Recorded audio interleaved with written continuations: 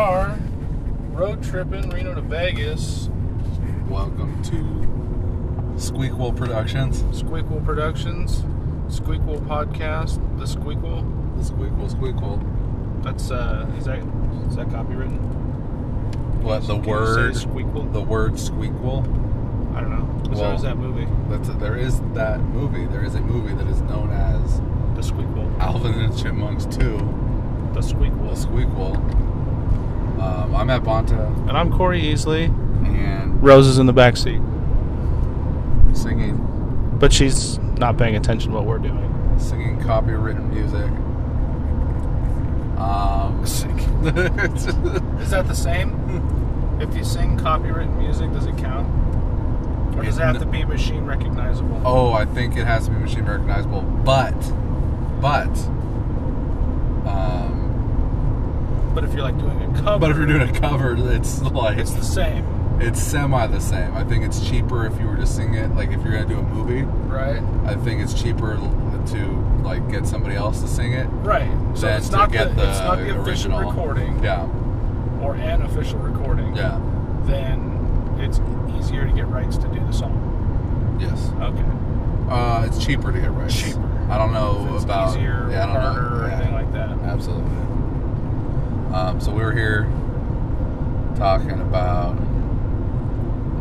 We were talking about metal. No, we were talking about That's something one else thing when we were we talking started getting into it, and Cory couldn't remember a situation that he lived. I Situation that really I lived. fucking do not like driving at night. It's because of your Indian ancestors had poor night vision. It's because there's no friggin' street lights, man. No, we are in the middle of the desert. Like, we had some street lights. Like, I'm trying to hug this line as best I can so that... Yeah, that makes sense. So what was I talking about? Because I was trying to figure out the recording now. You said I was trying to talk about something that happened to me? Yeah, remember, because you were asking if I ever smoked pot before. I was asking if you ever smoked weed before. And I was like, yeah, you don't remember? You were there in high school. And we were talking about our buddy Tyler Lafreniere Yes. from back in the day. Yes. He was like one of the unofficial... We had... one of the unofficial amigos. English and U.S. history. That's right. That was the core that they like to throw people into. English and social studies. Why did they do that? Because I think it's important for people to speak English and know the history of the country. No, okay. Not the actual classes, but like, why would they fucking pair the same group of kids, go from one classroom to the next classroom? To try to build some camaraderie among... Well, why not just have it to be like that for everything? Because not everybody takes the same mandatory. classes. Those are mandatory classes. Exactly. Those are your core classes, and then everybody can take, like, some kids take PE, some kids are in ROTC, and all those things happen at different times. Doesn't everyone have to take PE, though? No, not if you take ROTC. Really? Yeah. So you didn't take PE? I never once in high school took a PE. Well, that's not true. I took weights. Weights. Which is a PE class that would have counted for PE credits. Right. So I had like 6 extra PE credits. Do you use those as... what do they call those things? Electives. Electives. Yeah. Elective credits. Yeah. It's all very interesting talking about stuff. Super interesting. So it boils down to, we're talking about Tyler. You don't remember? And that was a situation we're talking about smoking I was weed. peer pressured into it? No. When did that happen? Not at school. I think you were supposed to go too. I was supposed to go where? But you were working at Taco Bell. I was working at Taco Bell at the time. Like, you were supposed to go. I think, like, we tried to get a hold of you, and you didn't. Where was I supposed to go? With us. To a thing? To a thing, and then go to the zoo. To the zoo? You remember why we were going to the zoo? No. Because Devin worked at the zoo. I don't remember that. So we were going to go do the thing, and then go back to the zoo. We were going to go to the pit? Is that where we were going to go? No, we didn't. Pits? No, there was no pits. Well, Okay. He came and he picked me up. Right. And we drove up to like Red Rock. Right. Kind of by the zoo.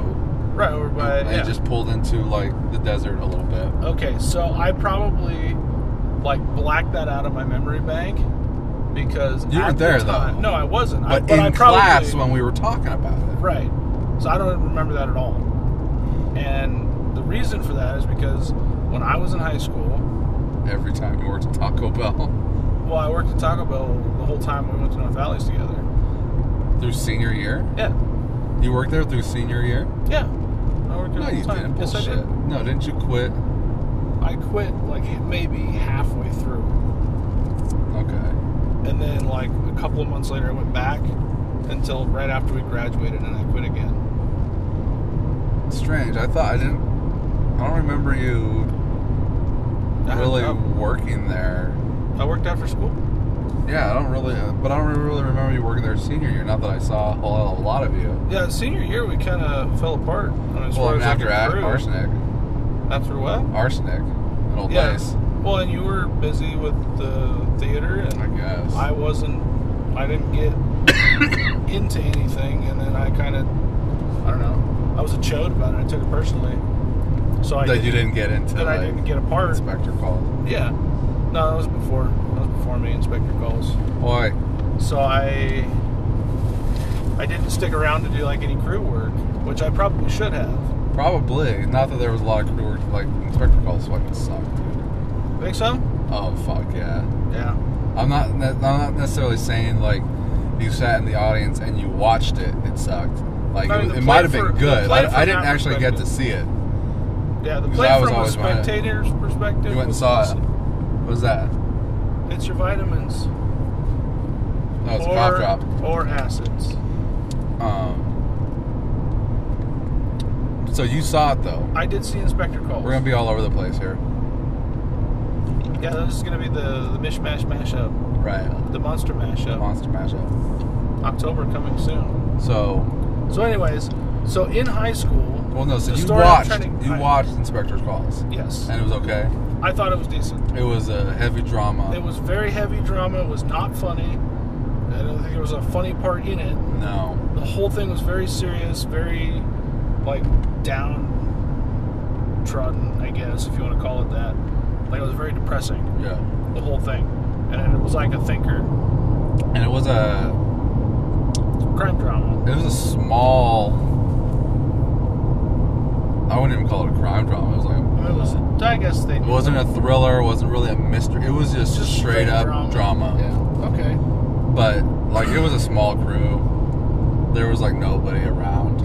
Yeah. Smaller cast means there's less people around. That means less of their friends are hanging out or whatever. Yeah. Not that Matthew's tried to keep it tight. Sure. But people always had people around sometimes. Yeah. But that one, it was minimal. Very minimal. Well, the cast was very small. It was like, six people. You didn't, Forsen didn't come around at all? I never saw Forsen. Yeah. He maybe started coming around, because he wasn't in it, he maybe started coming around near showtime. Okay. Like maybe the week before or the week of. We started seeing him, but nobody. I don't know what the fuck Cory was doing, man. Banging his girlfriend? I mean, he could have been. As I understand it, they did that a lot. Maybe. There was a lot of banging. He was dating a hottie redhead. Well, I'm not gonna put any opinions out. No. I don't know. I thought she was good looking. Okay. Whatever. Regardless of the fact, we're talking about something else to begin with. Yeah. So, the reason why I probably blocked that out of my mind, like even the conversation of maybe doing it. This was junior year now. Yeah, I was living with my dad. And my dad was like, I love my dad, but he was like the Hitler of growing up. He was Hitler dad. He was Nazi dad. Yeah, Nazi Hitler dad. Be careful, we gotta be tight about what we say these days. Right. So I was like not going to disappoint, upset, or do something that could get me in trouble. Oh, you were gonna step out of line, is what you're saying. I wasn't gonna step out of line. But you did. I did eventually. Did you eventually? Yeah, I did eventually. I think it was senior year? No. Late junior year. You told him to fuck off? I had a girlfriend. She told him to fuck off? Well, no, I didn't tell him to fuck off. I went, to her parents. They went and did like a Christmas tree hunt thing, and they had like their family had a cabin, so we went up in the mountains. Like you, it was like a camping, like a ritual thing. You go out, you pick out the Christmas tree. Yeah, that kind of thing. So we went up there. Well, we went up there, and all of her cousins are in college at the time. This girl that I was dating. College-age cousins. College-age cousins, right? So they're all 21 plus and partying. They got fucking beer. Her dad drank a lot. So, and I had, it's not like I'd never drank before. But your dad didn't know what was going on? He didn't know that's what I went to go do. So I went with her parents because that weekend was my mom's weekend. So that was my... Oh, so you went to your mom's. I was at my mom's house, and then I said, hey, Mom, you mind if I go up the thing with my girlfriend? Her parents are going to be there. It's cool, right? She goes, oh, yeah, no problem. Just be careful. And the most thing she was worried about was me getting a girl pregnant. So your parents weren't playing like the... They were not on the same page. Well, no, not that, but like... Okay. Sometimes, like, I know, like, Patrick, because his parents divorced, and, like... This is coming from his brother Eric, who I was friends with more so. Not really more so, but like I was friends with Eric before I was friends with Patrick. But he would say like, oh, our parents were both kind of very liberal and tried to do the best to come off as the cooler parent or whatever. Right. You know what I'm saying? So... Yeah, no, it wasn't like that in my house. My dad was like... Your dad wasn't my super dad liberal. Was your mom fucking wasn't Nazi. super liberal. My mom was like super liberal. If anybody was, it was my mom. Mm-hmm. My mom was like... Just make good decisions, do the right thing. Like, you know what the right thing is. You know right from wrong. Yeah. Like, don't drink and drive. Right. Don't, have unprotected sex. Sure. If you're going to be out late, just let me know where you're going to be. Or let me know that you're not. Yeah, keep in touch. Let me know where you're going to be. Let me know you're not coming home, whatever it is. Mm-hmm. And I wasn't really like a party kid. Right. Like, I had a couple of friends, and we would like go over to their house, and it'd be like, yeah, I'm gonna spend the night at my buddy's house. See you tomorrow. Right. And then we would drink and party there, and we never left. Mm-hmm. So it was like, and their parents knew what we were doing. Mm-hmm. So we would go over there and drink, and hang out and party and fuck off. Spend the next day hungover, have breakfast, and then I would go home. Mm-hmm. So it was never a thing. This time I went up to the cabin with my girlfriend at the time. We went up there, and I was trying to show off to her older cousins, like, I'm hard, a bunch of I'm dudes? tight. Yeah, a bunch of dudes and their girlfriends and stuff. And, I'm like, yeah, I'm tight. I can fucking hang. So, like, I'm drinking like a motherfucker. And I just keep knocking them back. This is your junior year? This was junior year, yeah. And I got so Winter of junior year. Yeah, winter So of we junior were year. friends. Yeah. I was doing See How They Run at the time. Yes, that was... That was the first play. That was the first play, right? That was the second one. First play was Wait Until Dark. That's right. I saw that and got bitten by the bug. Okay, when I'm talking about the first one you did... Okay, first one I did was See How They Run. Okay. So, yeah, we were friends at that time, but you were busy a lot with theater. Yep. And then you told me, hey, fucking, you should do this. You should come check it out. And then I did... Well, we'll get there. Yeah, so anyway... I go up, I get fucking just schnackered like a motherfucker. We come home. What are you drinking? Missed fucking Budweiser. So you're just drinking beer? We were just drinking beer. You're not doing shots? I fucking drank a lot of beer. Uh-huh. And it was like all night, dude. We started drinking at like 5, 6 o'clock in the evening. Yeah. And I went to bed right before the sun came up. Uh-huh. So we drank all night. And I was fucking sorry the next day. Super hungover. So they drove us home. Or, her parents took us home after everything was all said and done. Did you shower? Oh, no. I smelled like campfire and fucking vomit and booze. Like but when I went to my mom's house, it smelled like Robert. It smelled like Tom Arnold. You get a cease and desist order. Anyway. Robert Downey Jr.'s clean now. Sorry. He's a good guy. Did you ever see Basketball? Yeah. Where because the kids got like cancer or whatever heart condition. I don't remember that. Well, like because the girl works for like the Make-A-Wish or whatever. Okay. And the one kid wants to meet the South Park guys. But, Right. I mean, they're not South Park, the basketball guys. The basketball guys, yeah. And so they took him out fucking like doing tequila, like they're watching Jerry Springer at a bar every time a fight breaks out. Do a shot. Do a shot of tequila. So okay. they keep doing shots of tequila, and then he's going into surgery the next day, and the nurse is like, I don't know, yada, yada, yada, and he smells like Robert Downey Jr. I mean, this was long before he cleaned up. This was like right at the height of him. Early days. Right when he fucking bottomed out. Anyways. So anyway, I get home, but I go to my mom's house, right? Because we go back to her house. I get in my car, drive to my mom's house, because I couldn't go to my dad's house smelling like that. And I shower up, right? I shower up. Yeah. Everybody's gone at the time. Yeah. I shower up, I change clothes, and then I lay down on the couch. My mom comes home. She's like, "Oh, boo boo, you okay?" And I'm like, "Oh no, mom, I got a tummy ache, mommy, and I don't feel good." And it was just like that, right? Oh, and it's funny now because now my mom knows what happened, right? Because I've told her. Then she had she had no idea. Suspect? She was not suspect. Because I was a good boy. I didn't get in trouble. It didn't mean I didn't do shit I was supposed to. It just mean I didn't get in trouble for it. Yeah. So at the time, she was like, "Oh, you don't feel good." And I was like, "Yeah, I'm just gonna lay in my bed. I don't feel good." And you're due to be back at your dad's. And then that night, I was supposed to be home. He can't pick you up. So then I had a car.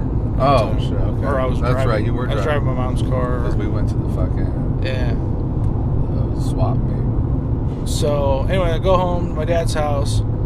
And I get home and I tell my dad, "Oh yeah, I don't feel good." You know, you still feel like shit, dude? Dude, I was hungover for 24 hours. Oh my god, that was the worst hangover next to the 151 after graduation. Oh shit, that's a whole nother story. Some Bacardi. Yeah, Bacardi 151 and Dr. Pepper chasers. I heard they don't make that anymore. 151 rum? Yeah. I don't know.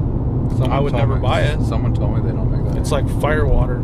Because I had some. Right. And her son-in-law. So yeah, weed was the line I was not willing to cross at the time. Yeah, everybody fucking peer pressured me into fucking doing it. Who's everybody? You, Devin, and Tyler. I wouldn't have done that. You were there. I probably wasn't the one trying to talk you into it. Honestly, it didn't feel like it was peer pressure, but like, I mean, that was what it felt like. After the fact? No, I mean, that's just kind of like the blanket term to use for it. Generally, but it was like, not like, come on, everyone's doing. No, it was just kind of like. It's like, come on, a legit. No, it wasn't none of that. It was just like a legit conversation. Like, oh yeah, you should try it. And I have no idea why I agreed to that. So how'd you do?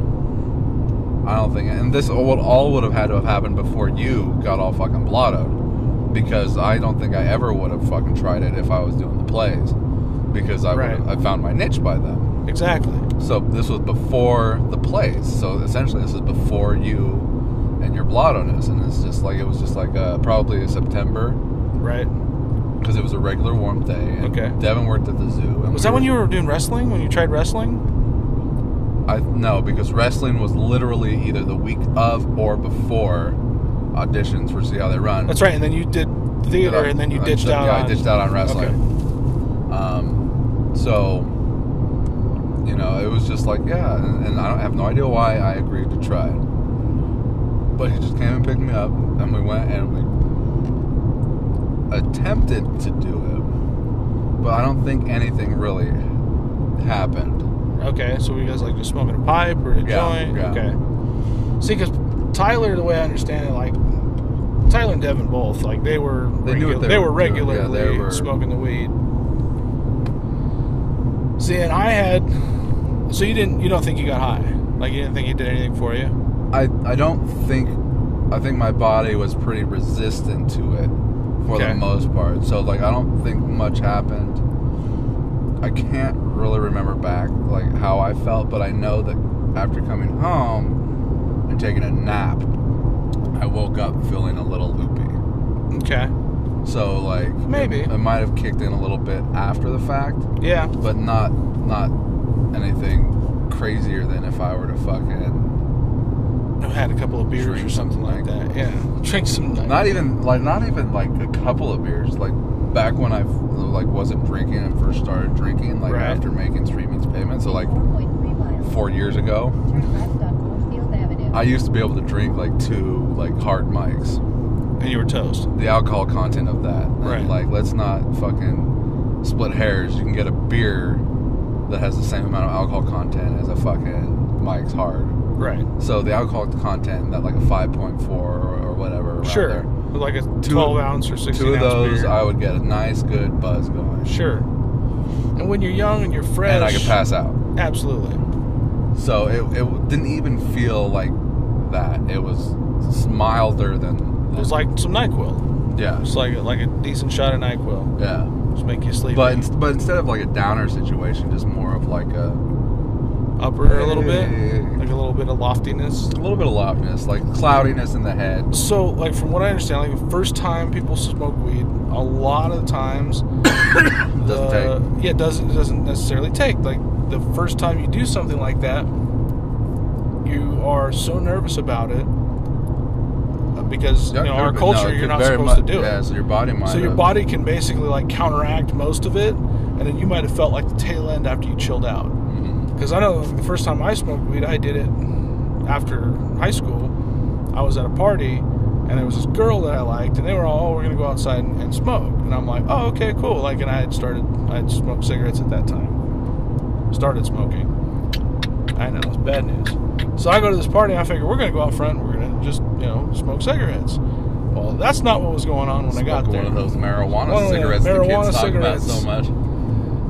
And I wasn't the least bit surprised to find out that they habitually smoked marijuana cigarettes. What is that from? It's from Sublime. Oh, did they pull that out of like Reefer Madness? It's probably from Reefer Madness, yeah. I've never seen that either. So I get out there and they're like, oh, we didn't know that you smoked. And I'm like, oh, yeah, all the time, right? And no big old deal. Hand at this yeah.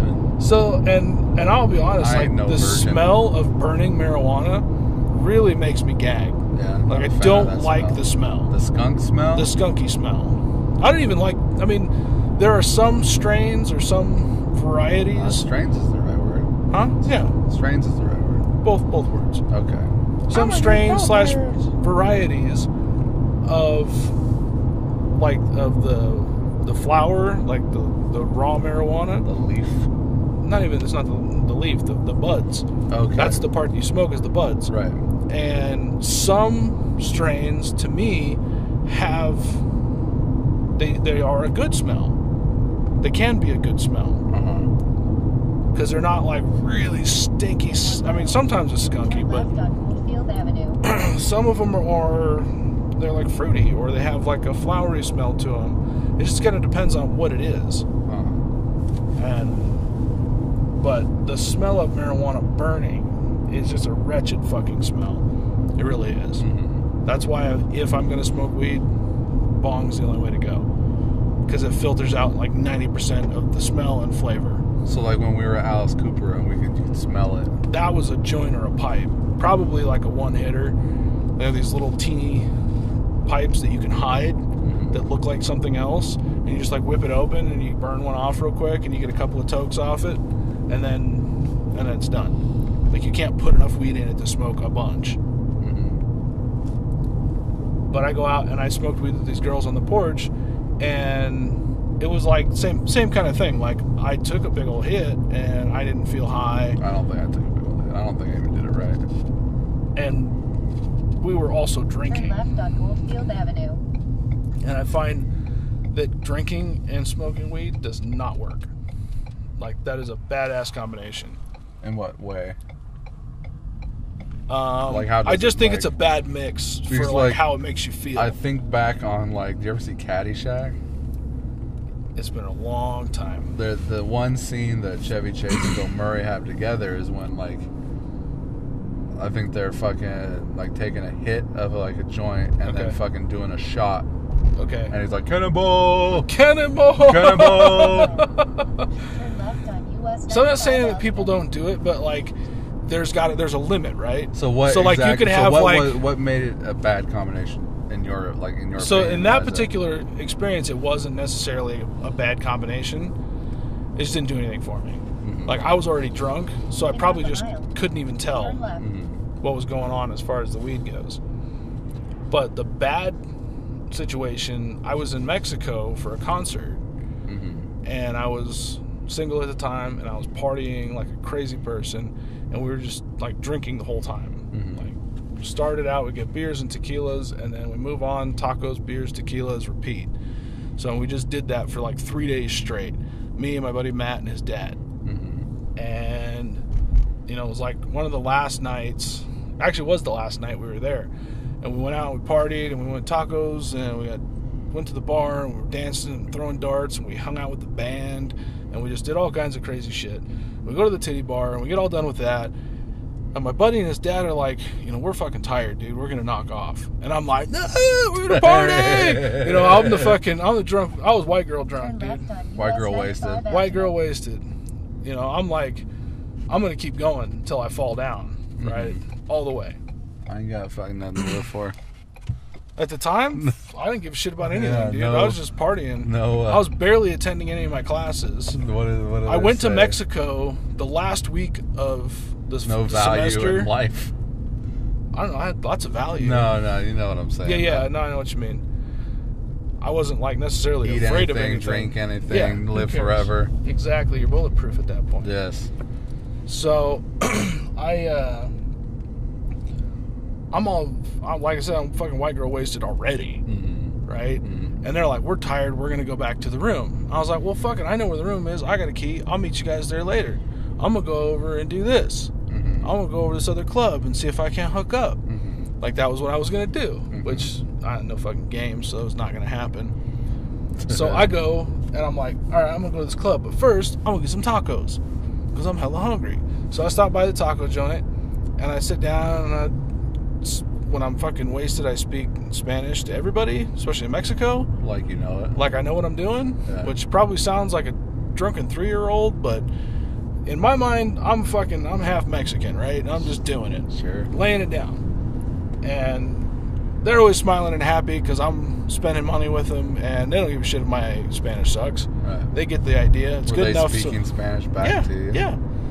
No, I got our room and everything. When we went down there, I talked to the guy, and I got the room, and we paid, and I did most of the, like, because I spoke better Spanish at the time than either of the other two guys. Yeah. And I just, like, I got D's in high school Spanish. I don't know. Like, I didn't do good at all. You, like, fucking speak Spanish good and shit. I speak Spanish okay. That's because I didn't do my homework. So anyways, I go to Taco Joint. That's the rub right there. Yeah, that is the rub, right? And that's why I don't think that testing and homework, this is a side tangent, I don't think testing and homework is a good measure of what people know. Right. I don't know how else you would measure it, but it's like, okay, I can do 50 problems like of this and get most of them all like 100% correct. Well, and maybe I fuck up a little bit here and there. And then it's that thing where, like, fucking, when you go out to get a job, what they want is experience. Exactly. They want to know that you've done it. Right. Not just that you know something. That you... It's a fine line. Yeah, it really sucks for as far as the way the world works. Yeah, absolutely. So anyways, I get tacos, and I'm bullshitting with the taco guy, and then these other people show up, other American people. So they show up, and they're chilling at the table, and they're getting tacos and stuff, and it was like, I don't know, like a couple of dudes and like 3 chicks. And I'm like, yeah, here's my thing, I'm right here. So I started talking to them. I was like, oh, fuck, what are you guys doing? You guys about to go out to the club or something? And they're like, nah, we just got back.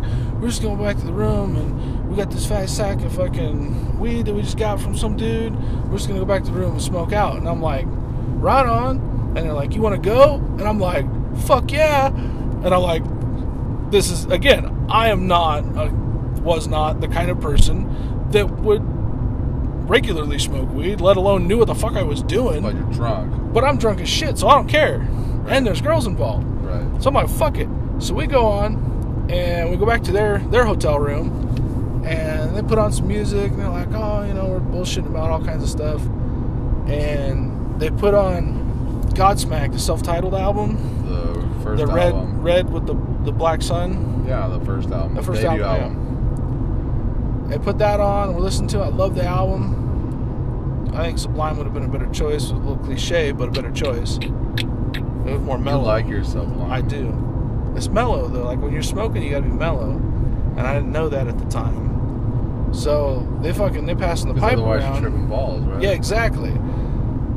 So, they're passing the pipe around, and I fucking hit it one time. And pass it around. And that one hit made me fucking just York, dude. I was all done. Like, I had a belly full of beer, tacos, and tequila. Yeah. Where'd you I was like, I gotta go to the bathroom. I'm gonna take a leak real quick. And I go in the bathroom and then, like, just spill my guts for like 5 minutes. take a big old swig of the mouthwash sitting on the countertop. Come back out. Yeah, I'm cool. And then, they're like passing the pipe around. Like, you want to hit it again? I'm like, fuck yeah. Like a smart guy, right? Are you sobering up at all? No, like absolutely not. No, it didn't sober me up at all. I thought it did at the time. So I hit the pipe again. I'm like, yeah, fuck it, I got this. So I hit the pipe again, pass it back around. And we're sitting there, like, mellowing out. And I'm, like, laying on the bed. And they could see me going downhill. They could see I was too far gone. Like, they knew I was toast. And they're like, I started getting fucking weird, saying weird shit that didn't make sense. And they're like, all right, dude, where's your room at? And I'm like, oh, it's over here. And apparently I told them how to get there. And I told them what room I was in. And they got you there. And they got me there. They walked me back to the room. And it was like the two guys like had me They fondled on your balls there. when you were... No. Well, I wouldn't know. I was fucking wasted. So I had my arms over their shoulders, and they were like keeping me upright. They took me all the way to the room, which was literally like, I don't know, probably like 3 or 4 blocks away from where they were. So like they were cool. Like they walked me out. They could have just put me outside and left me there. I could have got arrested by the federales or some shit for sleeping in the street. Right. So they get me back to the room. They knock on the door because apparently I didn't have keys. And they answer, my buddies answer the door, and they let me in. I go in, and I flop down on the bed, and I'm just fucked from that point forward. Blackout.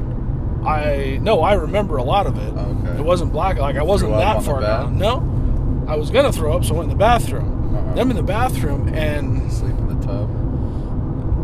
You know how you get the spins if you drink too much sometimes? You ever get the spins? I don't think so. So it's like this sensation you get, like it feels like you're on a merry-go-round and everything is like you're dizzy, right? No, I've never. So it feels like the world is spinning around you. That's what they call the spins. Sure. Well, this particular time I got what I call the wobbles. So instead of everything just spinning around like a merry-go-round, I felt like a tilt-a-whirl. Right. Like I was in the middle and it was just a big tilt table. And everything was just like, blah, blah, blah, blah, blah. I was just fucked up. Sure. So I'm in the bathroom. And I got the water turned on because it's the only thing I could come up with that would mellow me out. To drink it? No, not to drink it, just to hear it and to have the water like running on me. Okay. It's like the sink was on. I had it like on blast. Right. And I'm being loud. Like the cobwebs out a little bit. Yeah. And I'm like clinking around in the bathroom. And my buddies are trying to sleep. We have to drive back to Phoenix the next day. And I'm singing in the bathroom. I got the water cranked up. I'm throwing up. I just making all kinds of fucking noise, and I'm like, ay, ay, ay, ay. Right? Sure that was a fucking fun trip. And my buddy's like, Cory, shut up. And I go, okay. And then I start doing it again. So that's why bad choice, I think, to drink and smoke at the same time. So because since then, I've had decent experience where you just smoke, you smoke a little bit, and you just fucking hang. Mm-hmm. You don't try to do too much. You don't try to get fucking all blotto wasted. You just smoke some, and then chill. That's what it's all about. And it's mellow, and your like brain fucking goes off, and you get all kinds of like neuron firing and shit. It's cool. Mm-hmm. Like it feels good, and I don't do it all. Fucking it's been well over 3 years since I've smoked, right? Because I don't believe in like habitually doing that. Right. Like that's not good that wouldn't be good for me. Right. And after the experiences that I have had, a couple of different times had a very similar experience where it was good. Like you just chill, everything's fun, everything's funny, you're mellow. And I don't want to try to top that. Right. So, with regard to like, I don't know, the saying they use for cocaine, like chasing the dragon, right? I don't want to do that. Like, is that heroin? Heroin, cocaine, I don't know what it is. I don't do that shit either. Mm-hmm. But I didn't want to have that situation come up where like I would smoke like every weekend, and then you just have to like smoke more and more and more and more to get the same kind of high. Mm-hmm. Or want to be high all the time, so you smoke all the time. I didn't want that. Mm-hmm. Like I enjoyed the ride, and I left it at that. Mm-hmm. I just chalked it up to an experience. It was fun. Mm-hmm. So, I don't know, I've come a long way in understanding and opinions about how that works. Mm-hmm. Like, I used to think, oh, fuck, you smoke weed, you're a stoner, you're a loser, you're whatever, to, fucking do it, because, well, I mean, because fuck it, why not? Shit comes around, dude. Yeah. Shit comes back around. Absolutely. You can fucking stand your ground and have an opinion, and then one day you find yourself on a fucking... on the opposite side of that. On the line. opinion. You find yourself on the line, and each side looks just as good as the other. Yeah. And suddenly it's like, oh, well, fuck, does this make me a hypocrite? I don't know. Oh, and I think hypocrisy is a little different. I think hypocrisy would be like if I say right now, you know, weed is a terrible thing, and it makes you a stoner, and it makes you not productive member of society, and you're a piece of shit. Me up. Meanwhile, I go to the bathroom after the podcast and toke one up. Right, okay. That's okay, hypocrisy. Right. I think what is a milder word for hypocrisy then? I don't know. I mean, I think growth and personal development is really a better explanation for what happened to me. Right. That, you know, I went from one extreme to the other. Right. Because I do think... it's gradual. It is. It's gradual, and it never comes on, like, right away. Fuck, that didn't happen until I was 25?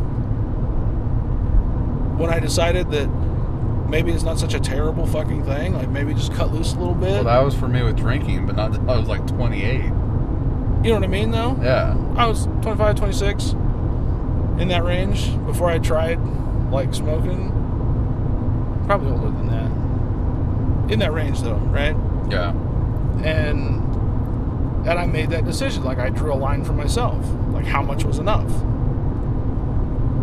And, like, what the circumstances were that made it okay. Like, I would never, like, go home on a Friday night, the wife and kid are home, and I just, you know, go out in the garage and toke one out, and then come inside and just fucking grub everything in sight and sit down and watch cartoons with my kid. Like, I don't think that's cool. Mm-hmm. Like, that, socially, that's not okay. Mm-hmm. Now, if I wanted to get high, if I wanted to get high, I would be like, hey, I'm going out. And I would go somewhere else. I would go to my friend's house or my brother's house or whatever. I'd be like, hey, bro, let's smoke out. And I would do that. And then when I'm not high, then I go home. Mm-hmm. Because I think exposing your kids to an intoxicated parent is low class. I don't think it looks bad. And it sets a bad example for the kids. Right. Like, I'll drink at home. You smoke cigarettes. And I smoke cigarettes. But funny, I draw a line there mentally. Your dad never smoked, did he? No, my stepdad did. Your stepdad's a smoker. Yeah. That's not why I started smoking. Well, I mean, like, I never thought my brother would start smoking. Like, really? I remember him being like as hardcore a kid, against it. like he would, like, I don't know about hardcore against it, but, like, because when you smoke, you stink. It stinks up your clothes and everything else. Right. And, like, he would get pissed off when his clothes were stinky because both my parents smoked. Okay. Both his parents, my mom and stepdad. So, like, it's like he used to get so pissed off about shit like that, but he's a smoker now. They make different decisions when you're older. So, and you come up with shit. I mean, like, obviously both my parents are fucking chain smokers. Yeah. So, like, my sister never fucking picked it up. But, like, Sam did. I really don't know why he did. I think it's just a matter of Sam hit that point in high school and hit the slippery slope downhill towards, like, doing stuff you're not supposed to do. Doing absolutely everything you're not supposed to be doing. And he still is kind of that guy. He's like that mad dog inside that gets tamed. You know what I mean? Right. Like, I mean, aren't we all kind of like that, though? Like, you have somewhere inside you've got that wild animal. Somewhere inside you have something. But for my brother, is like, it's like a fucking rabid pit bull. Yeah, no, that's exactly what he is. It's like he was a pit bull for the longest time, fucking waving guns around, shooting at people, from what I understand from stories that I've heard. Okay. And selling drugs and just like all that. That's wild, because when I see him, I don't see that. No, you don't. He's very chill. He's very low key. Super mellow. And I think him being out of Reno helps keep that in check. Okay. So I feel when he goes back to Reno, like, it's easy to fall back in, like, you know, when people get on parole, they're like, don't go associating with, you know, The same people you used to hang out with. right. I could see that. And it's more the people than the place. You know, and it's really hard for me to see my brother being that kind of guy too. But like stories that Patrick has told me, Right. Because Patrick was the party guy that hung out with those same kinds of people. Sure. So he's told me stories about my brother where he's fucking waved guns around and shot at people. Like it seems unreal that like that situation happened to the brother that I see and I know, where he's just kind of like this quiet guy, and like, you know, he was always that little kid. Right. Like he was always my little brother. Like he was, like when I left him and moved on, he was, I don't even think he was a freshman yet. And I think he was in middle school when he first got busted. I think he was holding on to some kid's pot or something in his locker, and he got busted. Wow. So, and you know, and I think, and you know, I blame my parents for being Too liberal. like, and liberal is under the assumption that they choose a side. Right. Well, I mean, I don't mean it politically. Right, I know, but I'm gonna go with like saying like there are liberal people and there are conservative people. I'm just saying that they don't really give a shit about anything, and like Too far up the middle to give a shit. too far on the outside of the way people should live their lives in society. Okay. You and I, we have jobs and we have responsibilities and we have bills that we need to pay, and we want to be able to put food on our table and have a good roof on our head. Yeah, and family and stuff And like that. they've never been like that. They've always scraped by with the bare minimum, and when they can't scrape enough by, they find another hovel that'll have an even lower bar that they need to reach, because they've never dug themselves out of that hole. It's standards and personal drive or motivation. Like, I couldn't even tell you when my parents have ever had a job. Really? I know that my stepdad's always been like a independent contractor painting houses and shit like that. Okay. But other than that, I don't know. I have no idea when they've ever held down a job, normal job where they got up and they went to it. Like, I'm pretty sure they spent a lot of money that they've had that they may have earned from whether painting a house or something, or some kind of like welfare check or whatever, and then and then they went and I think they would gamble it to get more money from that. And so not having any real kind of what do you call it, guidelines or a frame for living a life. Right. My brother kind of just straight off of a path and never got back. There was no path for him to walk. Right. And they never... He didn't have an example. Right. They didn't bust his ass to go to school, I'm assuming. And by that point, I think once you reach high school, you can kind of drop You out. either do it or right? you don't. And fortunately, my sister is a little bit better than that. But yeah, so like... And like that's one of my biggest regrets in life, is that like when I left, when I moved away from the house and got my own place, is I really wanted to take my brother with me, and I tried to get him to go, but he wouldn't go. So You can't fix the world, though. no, and like my brother's a good guy. Absolutely, I think he's a great guy. He looks like he's been a great dad so far, and he. Very respectful. When I talk to him, Yeah. you know, he's not like one of these like punk kid kind of people, where he's like a jackass just because he thinks the world owes him something. Like, he seems like a very straight up, respectable kind of guy. I just, like I said, that's wild to hear anything like that. I don't see that. But trying to keep him to responsibilities is, forget about it. Sure. Like, But I try to text him, I try to call him, and he never fucking gets back, and you can never hear from him. And it fucking drives me up a wall trying to get him to do anything. Right. Like, fucking street toughs, dude. Yeah, no, that was hard enough. You know, we didn't nail him down enough, I think. No, we were able to finish what we needed from him. That's what I mean. We were able to nail him down long enough to get the things we needed out of him on enough occasions. Yeah. It would have been easier and faster if we'd had him on all the occasions we wanted him for. Right. But it didn't happen. Right.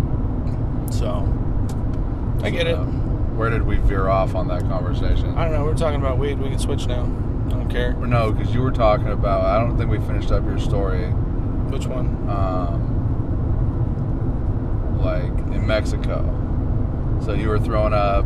Oh, yeah. No, that was pretty much, I was throwing up and singing, and they're like, shut up. And I'm singing and making noise. And then you just made And then eventually I think I fell asleep somewhere. And then I wake up the next day, we got to check out, and I actually was kind of funny. We get in the car and we got to drive back to Phoenix and then fly out of Phoenix, through Reno to through Vegas to Reno.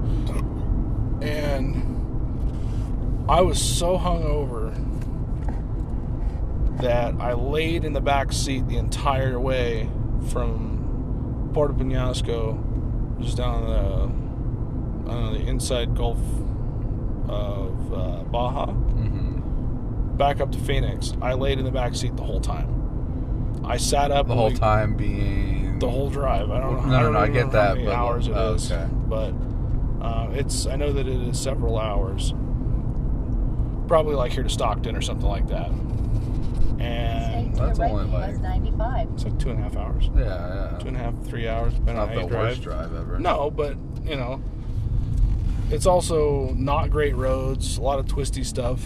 When you're in Mexico, the roads are not great. Right. And then when we finally crossed the border and we got far enough in country to get to a fast food place, it was a McDonald's. And we stopped at the McDonald's and I got a couple of cheeseburgers and I ate those and I felt a little bit better, so I sat up part of the way to Phoenix, and then you throw up those burgers. And then when we got on the plane, right, I never get airsick. Like I don't get seasick, I don't get airsick, I don't get car sick. Yeah. And I got on the plane and we were like fucking taxiing down the tarmac. And I'm just like, I'm gonna throw up. And I'm like telling the stewardess, it's like, I'm gonna blow. And she's like, we can't get up right now because we're getting ready to take off. I'm like, okay, I need a couple of those fucking fancy bags then.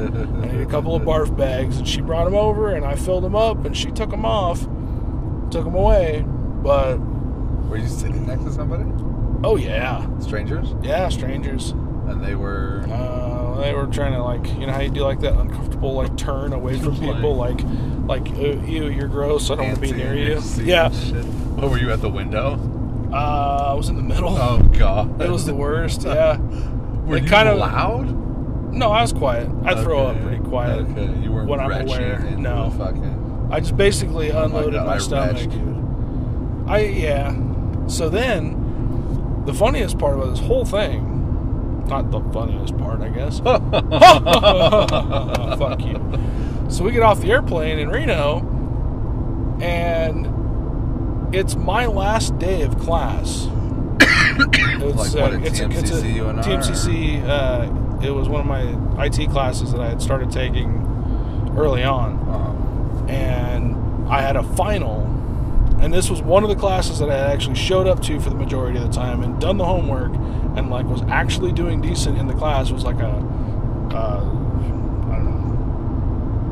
Windows Server class that I was taking. And I was actually doing relatively okay. Oh no, you fucking... Finals, right? The day we get home is my final. I had already missed 2 classes before that. Nope. I got a B. Okay. But I get off the plane, I get back to their house in my car, speed up to the school. I texted the professor, or not texted the professor. I don't think we were doing that back then. Got a hold of the professor. I got a hold of the professor and told him, hey, I'm going to be late coming in. I'm coming in on a plane, but I'm going to be late, but I'm going to be there. I don't need to reschedule. I just need you to let me be late. And he was like, yeah, no problem. He was a cool professor, and I actually run into him since then, and he's actually really okay. He remembers me. This is kind of weird. But, yeah, I got a decent grade on the final, and I was just I had the spins the whole time. I was imagine being hungover, and then you have to go function somewhere. I've been drunk and gone to work. Oh, yeah. I did that a few times. when I was doing loss prevention at Sears. Okay. So I worked in the security office, and I was the guy on Sunday. So on Sunday, you open by yourself. The store manager, assistant manager comes in, they unlock the store, you come in, and then you sit by the doors and you make sure only badged employees comes in, and then any customers that try to come in, you send them away until the bell rings, right? Until 8 o'clock. And then once the store is officially open, then you unlock the doors all the way, and then you go back to the office and you watch the cameras and you try to catch people stealing shit. And I had been drinking one night so fucking bad. I get it to work. I'm sick as shit. I'm sitting at the door in my chair. I got my sunglasses on. People are coming through. And then as soon as the time came, I went back in the office, and I could take the cameras and I would point the camera at the door so I knew who was outside, and I would point the camera down the hallway so I knew who was coming, and put those on my two main screens, and then put like a quick change button so I could put something else up there real quick, and I would just lay my head down and just fucking sleep at the desk for 2 hours until the next person came in. Well, if you laid your head down... Yeah, on the desk. I'm in an office, locked office. No one has access except for the store manager and us. But then you would never see anybody, right? Like you said, you pointed the cameras in a way so you could see somebody, but... Exactly. But they had to ring the doorbell to come in. Okay. They couldn't just walk in. Okay. So I would lay my head down and like try to sleep to get rid of the hangover until the next person came in. I set an alarm on my phone so I'd wake up before... Yeah, I got away with it a lot, actually. Kind of sad. Sad in what way? I don't know. It was like that was a responsibility, and I just took sad absolutely. Sad for Sears or sad for yourself? I don't know. It's kind of a personal loss. Wallowing in your self-pity. It's a responsibility that I was given, and I just totally fucked it off. Like I did not do what I was supposed to be doing. Sure. So I look back at it now, and I'm kind of ashamed of it. But it's like at the time, it was like, fuck it, I don't care. They're paying me $10 an hour. So, like looking back on it now, you don't feel like. You don't have this kind of bitter sense of like anti-big box stores. I mean, Sears is out of business now because of you. Yeah, good for them. But you know what I'm saying? Like you haven't reached a point. Like I'm super fucking like against bitter about like the shit that I have to. Yeah, no, I get what you're saying. I gotta walk a line now when I'm talking about things. I hear you. Things are changing quick over there. Sure. Like, once we turn when we stop, I can tell you about fucking the bullshit that we put up with now. Yeah. I do feel like that about corporate America in general. Mm-hmm. Because corporate America, we've talked about this before, we've covered it in depth. Corporate America is... the devil. It's the devil. They smoke the devil's lettuce. And they smoke the devil's lettuce. No, I mean, really, they are the problem with humanity. Mm-hmm. And I don't want to be like this, fucking crazy anti-capitalist kind of person. And then you go buy something on Amazon. I do. Well, where did you buy this at exactly? Where do we buy this? It wasn't Amazon. Yeah, exactly. It was Best Buy. Oh, you got it at Best Buy. Did you get it online? Best Buy. No, I didn't. Oh, you went in the store? Yeah. Wow. That's impressive. Well, I mean, if you recall, my last one... kind of met an untimely demise. Yeah. Via your lotion bottle. Face scrub. Yeah, lotion bottle. The spank sauce. No, it was a face scrub and it was hers. Yeah, oh, sure. Because we had a suitcase dedicated to like our liquids. No, souvenirs. Oh, souvenirs. Okay, I gotcha. And I also put shit in there that we brought that I thought was going to be like used. Right. And then like it was a waste of space. Mm. So like I brought the thing and a couple other like attachments for like the camera, and maybe some extra cords and shit for shit that we didn't end up using. Right. And you think that you're going to want and going to need, and you just fucking ditch it because the situation is like, oh, well... we're not going to do this. Right, like I brought a watch, like my old fucking smartwatch, and like It's like, I don't need this, you know, and we're always swimming and shit. So, you know, near the end of the trip, you're fucking like, you got extra shit that you didn't pack into this suitcase, that suitcase, so we had a couple extra things, and I was like, okay, just fucking unzip this thing real quick and just shove it into the top. And it just came undone, or, you know, maybe it opened a little bit, and some of the face scrub spilled out on. Got splooged it was onto the only thing that got fucking... Oh, wow. Like, the one electronic thing in there that's going to get damaged, it ended up getting damaged. That sucks. That looks weird, doesn't it?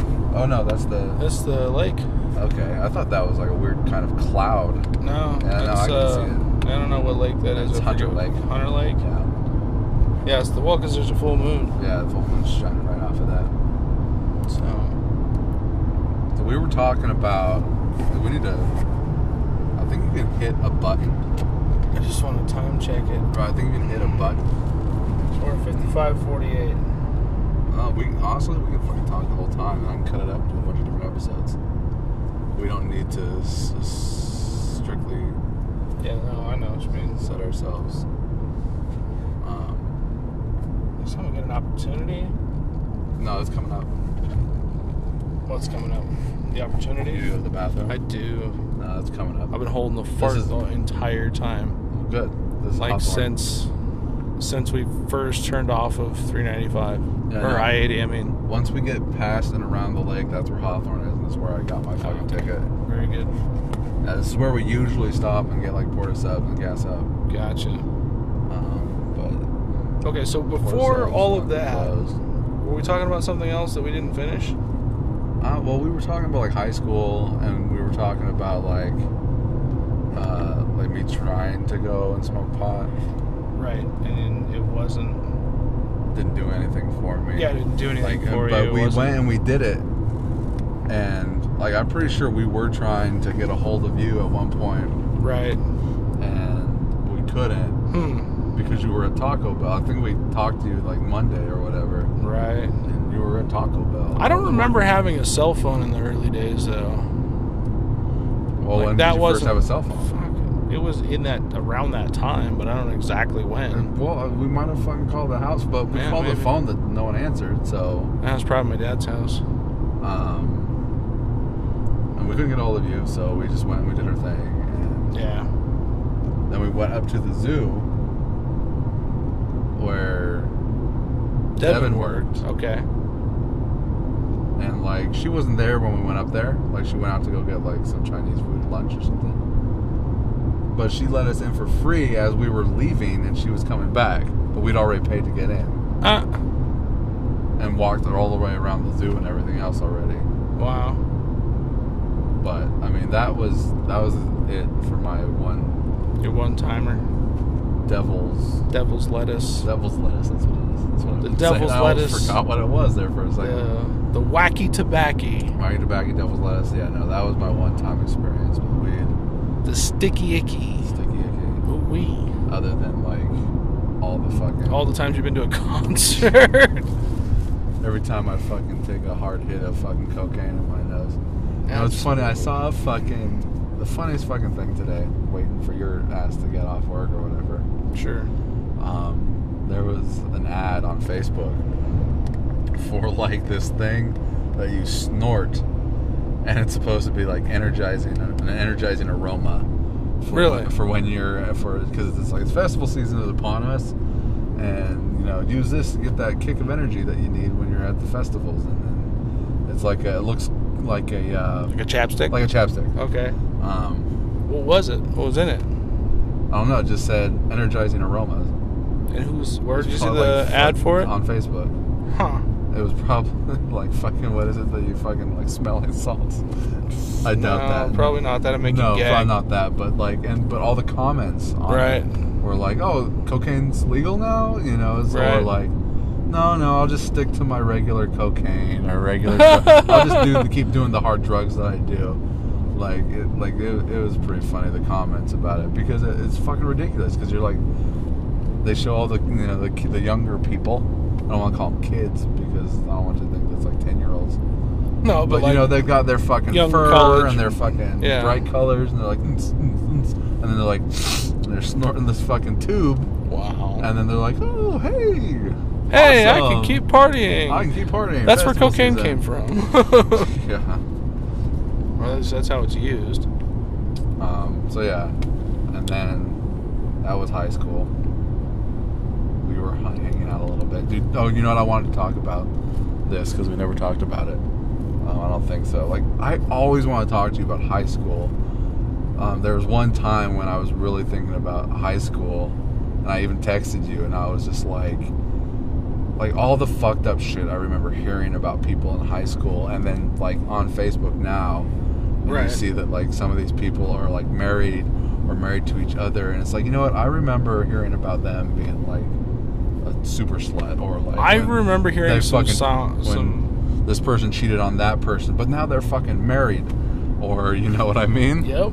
And it's like, oh my god, how the world turns. It's just like, because I was friends with Dean Anderson. Okay.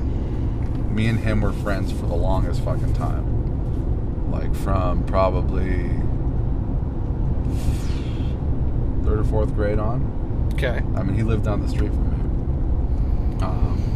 And he hung out with, like, Justin Brown, Kyle McPartland, Cody Lee, Greg's brother, what's his name? Jeff. Right. You know, all the, like, the auto jocks. Right. Is the term. He hung out with all those fucking guys, and then me and Dean would hang out, so I would hear his end of like things, and like, I don't know if I want to talk about on here, right? Because these two people, I think they're married. Okay. And they were together in high school. Okay, I won't name any names. But like, yeah, you can tell the story without names. I can tell the story without names, but and not that anybody fucking listens to this. God forbid somebody goes back and listens to it and they're like, But like, Dean was telling me about how like he was making out with the one dude's girlfriend. Okay. This one time, like, despite the fact that she was with dude, and now they're like, so dude and the girl are married now. Like, they were together in high school, and they're still together now, I'm pretty sure. But like, you know, Dean was telling me, like, oh yeah, no, like I was with, but she like stopped because she felt bad for like dude. Right. Interesting. And like, I've heard way worse stories than that. Honestly, my stories are probably tame because I've only heard so much. But I remember like, there's another two that are married now that like I remember the one girl was like banging everybody, and I think they might have even been together in high school too. No, maybe so.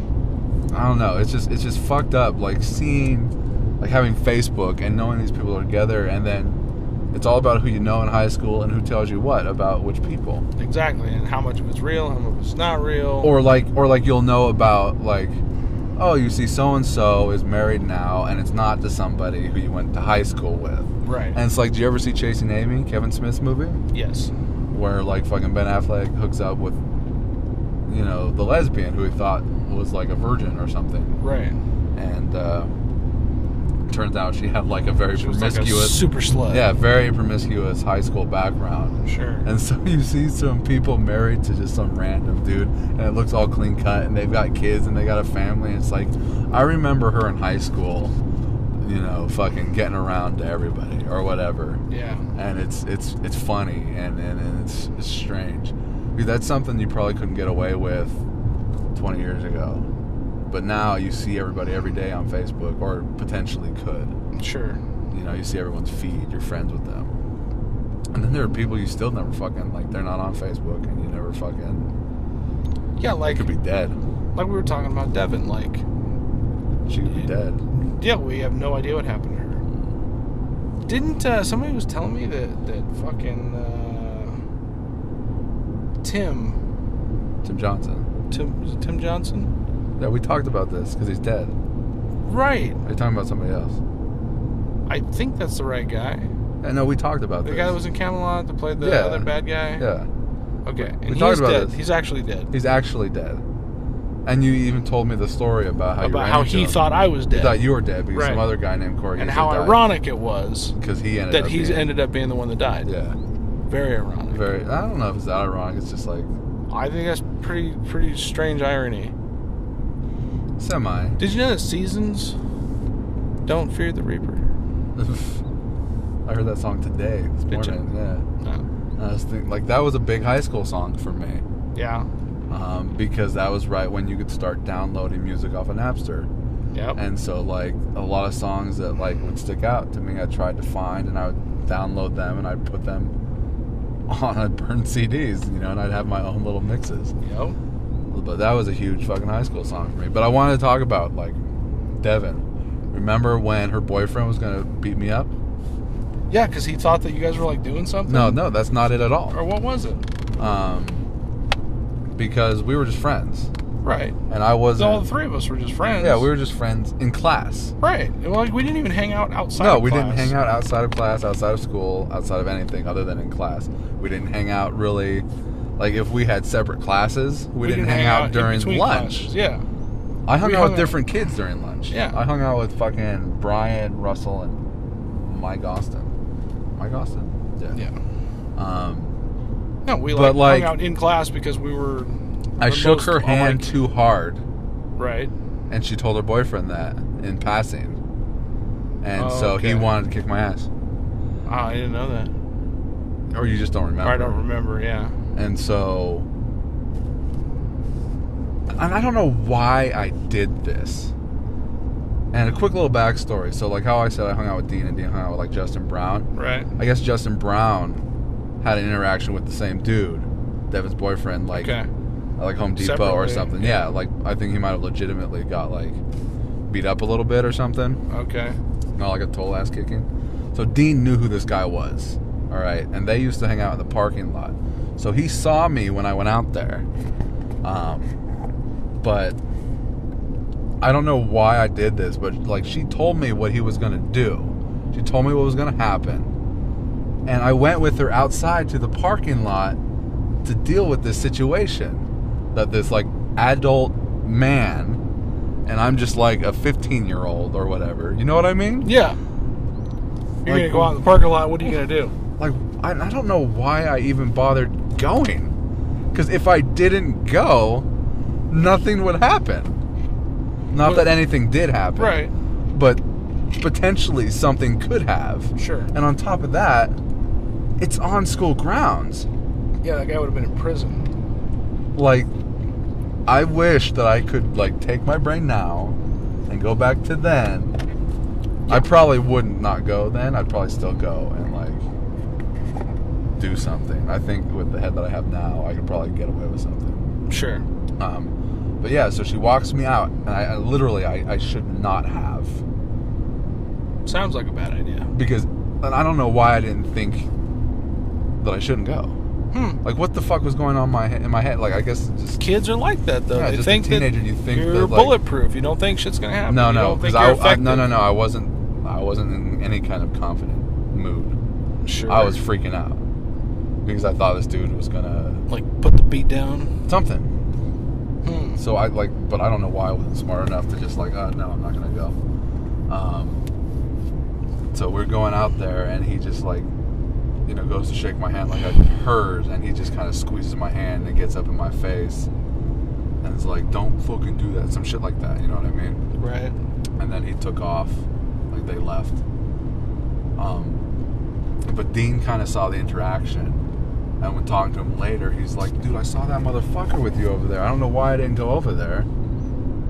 Like, it could have been a whole completely different situation. Oh, yeah, everybody could have gone to jail or gotten hurt. Not even that. Like, it's just weird. Like, none of the kids would have gone to jail. No, it would have been all that guy. Yeah. Instigating some shit, and everybody puts a fucking beat down on him. It's just so weird. I remember you wanted to be there to go with me, but you had to fucking work at your fucking Taco Bell. Taco Bell. The Taco Bell is a fucking pretty lame excuse, my friend. I don't know. Do you remember saying that you wanted to go, $7.50. that you wish you could have gone there? Yeah, probably because I was feeling all squirrely and I would have backed you up. And I'd have thrown down with you if we had to. So fucking ridiculous and stupid. Oh, yeah. But yeah, no, I wanted to talk about that because we never got, like, we rarely talk about fucking high school. It was so long ago. So long ago, but, like, you know, I listened to, like, Smodcast with Kevin Smith, and when he starts talking about high school and shit, those are some of my favorite episodes. Right. I don't know. I thought high school was entertaining. The high school got good as soon as I got into theater. Yeah. Well, and it was a good group too, like a good camaraderie that you get out of that kind of thing. Like you're surrounded by people who are passionate about the craft, and you all get to just explore all that together. And we were always doing stuff. Yeah, and that was probably the best part about all of that. You were never there though. No, because I had to work.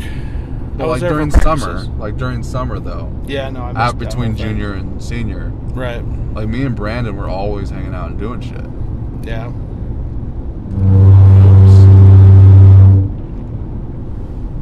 I'm cool, Rosemary. He was scared of the big. Yeah, I just didn't want to be too close to that truck. The earbud is battery low. Well, you better plug it into the charger. Pod. Thingy. There's multiple cords in the backpack. You just gotta find the right one. So, but yeah, no, me and Brandon were always hanging out. He's always coming and picking me up, and we were always going and doing stuff. Brandon had a car. Brandon had a car. Apparently, you had a car too. I had access to a car. Whose car did you have? Depends on what kind of day it was. More often than not, I had my mom's car. Or one of my mom's cars. Did she have more than one car? Yeah, well, they had two new cars that they bought. And then they had the third car that they weren't using anymore. So I used that one.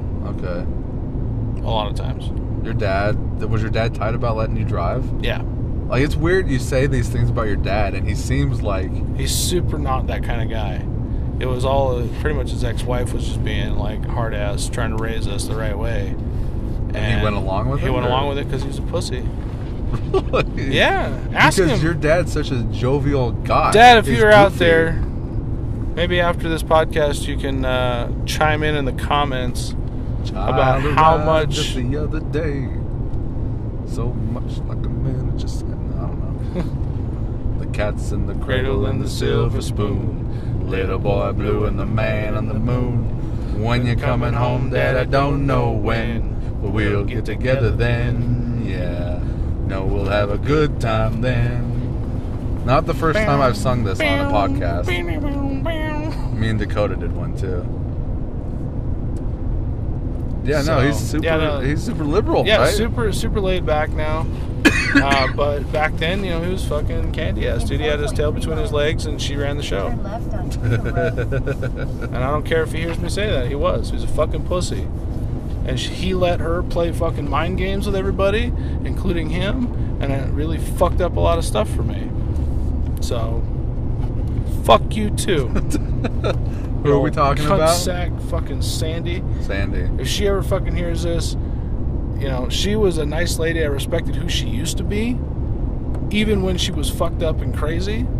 Like, I still respected what she was trying to do. Uh-huh. And I do respect it now. But she was selfish and self-centered.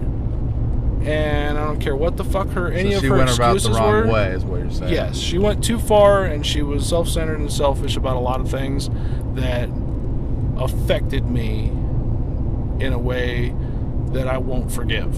Oh shit! I've forgotten about it because it's not been thrown down. It's not worth my time to be angry about it anymore. But I won't ever forget it, and I won't ever forgive it. Right. Because those are things that I won't forgive happening or not happening. Fuck that noise.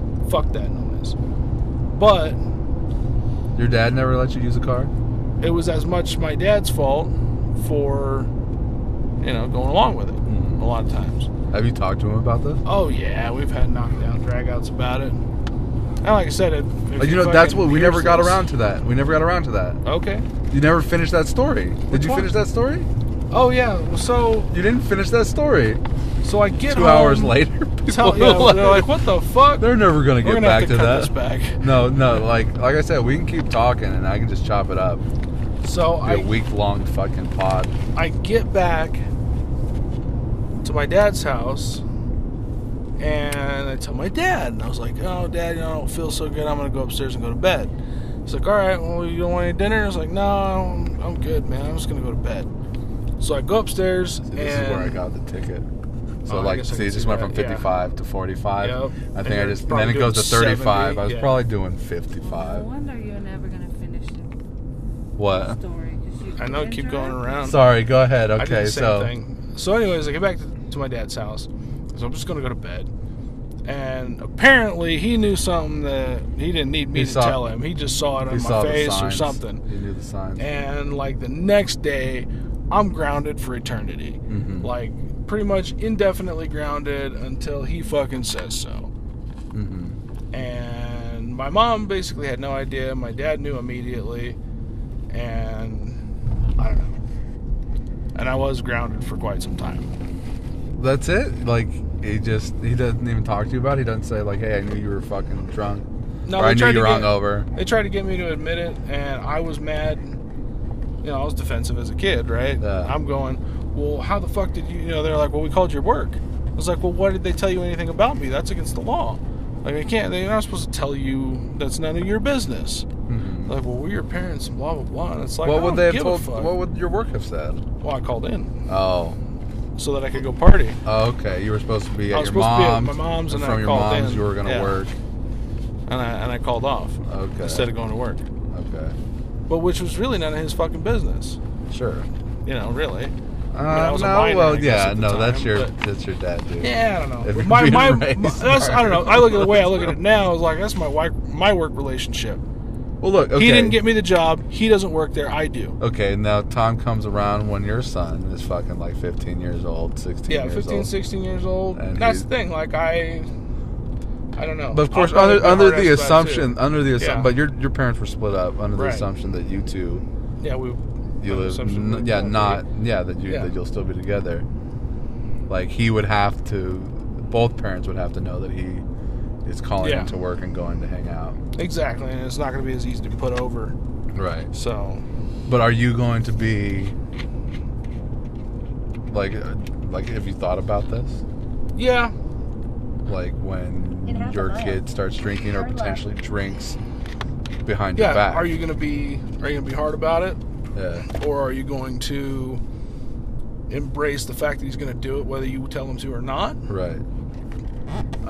You know, I think I know the way the wife feels about it Oh, what did she because say? we've talked about it, and I'm of the That mind she's conservative and you're liberal? I am, which is really weird because generally I'm the conservative one, but I guess the older I get, the more that changes. Mm-hmm. Generally, I would rather, given the choice, I would rather say, you know, son, if you're going to drink, Do it Do it here. at home. Your friends can come do it at here. home. Your friends can come over.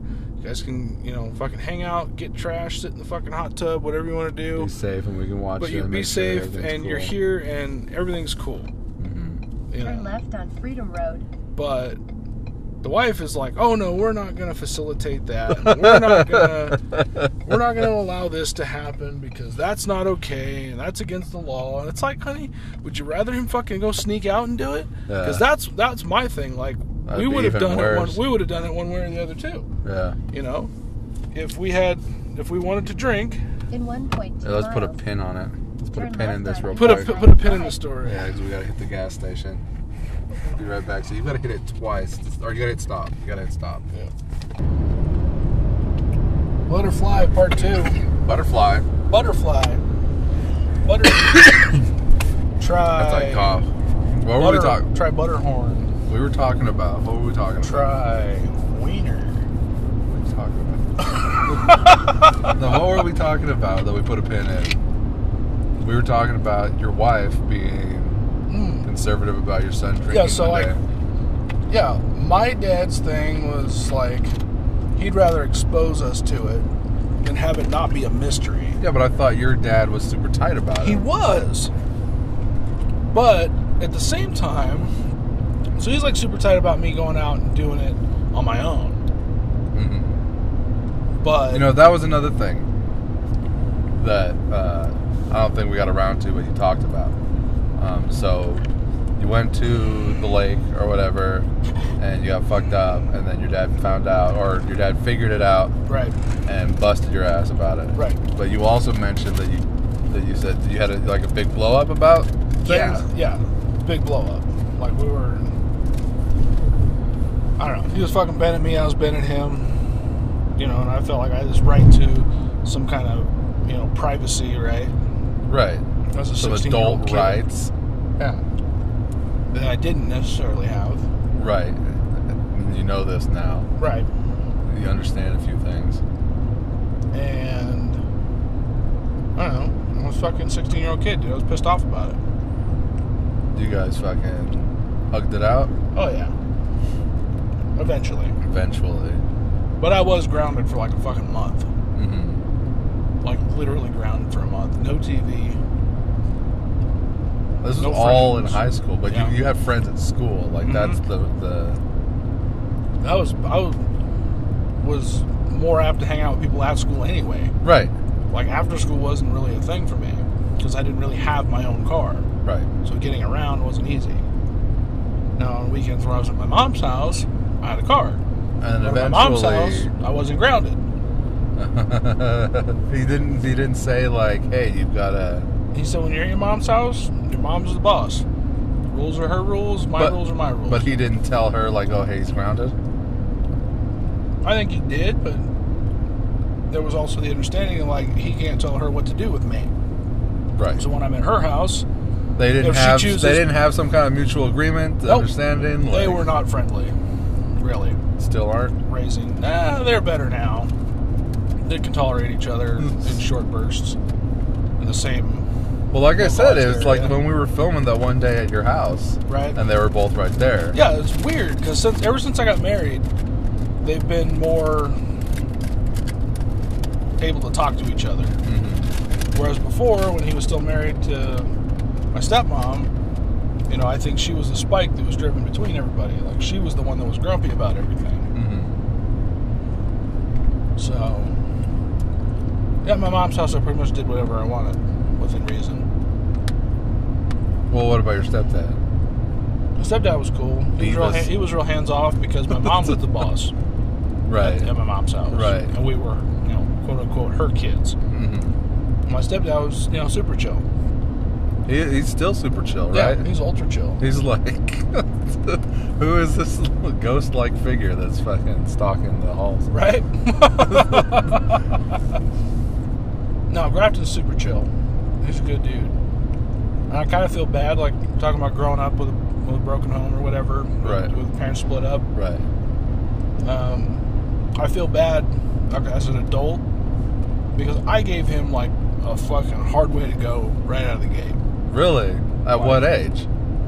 Like 5. Between 5 and 7, we were not friends. And what do you mean? Like, I hated him. He was not my dad. I didn't want him in my business. I didn't want him in my life. At that young? Yeah. Like, you were able to kind of... Yeah. Because he was not my dad. Mm-hmm. And same thing with my stepmom. We did not get along either.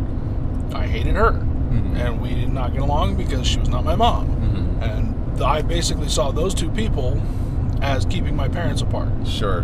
Because I didn't understand the basis for everything, right? Right. Like, I wish I had this the last time me and my dad took a road test. Oh, you wish you had like a podcast? A road trip. I wish we would have done this. Or like record what we're talking about. Mm-hmm. Because I learned a lot of shit. I don't know if I'd ever post it to the internet. But you don't have to look back on. It'd be cool to have it to look back on the conversations we had. Mm-hmm. You know, about how things were, and I questioned like his mentality at certain points in his life, and you know, look at him and go, like, they were in high school when my mom got pregnant. Yeah. Like, my mom literally delivered me before she graduated. Right. You know, and she was in a place where she came from a shitty household.